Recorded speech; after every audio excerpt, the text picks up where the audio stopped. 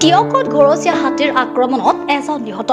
পথেৰে ঘৰচীয়া হাতী মাউতে লৈ যোৱা অৱস্থাত টিয়ক চিন্তামণিগড়ত নিৰঞ্জন শইকীয়া নামৰ ব্যক্তিজনে নতুন বছৰ বুলি সেৱা আগবঢ়াবলৈ যাওঁতে হাতীটোৱে আক্ৰমণ কৰে।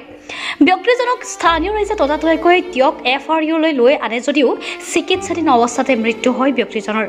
মৃত ব্যক্তিজনৰ ঘৰ ঔকৰিত আৰু বয়স প্ৰায় 60 বছৰ বুলি জানিব পৰা গৈছে।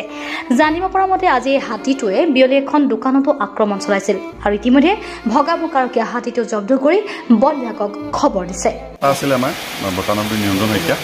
মানে হাতীটো এইফালে ধৰক আহি থাকোঁতে মাউত উঠি আহিছিলে আহোঁতে হেৰি পইচা কিবা এটা দিবলৈ গৈছিলে আৰু বাবা বুলি তাৰপিছত তেতিয়াই মানে হুৰে প্ৰথমতে ঠুকিছিলে বুলি কৈছে দেখা মানে আমিতো দেখা নাই তাৰপিছতে সেই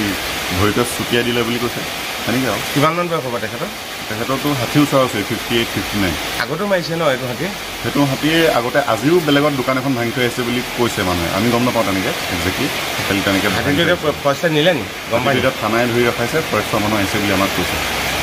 মানে ঘৰচীয়া হাতী মানে ঘৰচীয়া হাতী মাউত উঠিয়ে আছিলে কোন জেগা আছে ঔগুৰি টিয়কৰ পৰা গৌৰী শংকৰ ভৰালী ৰিপৰ্ট চৌহান লাইভ।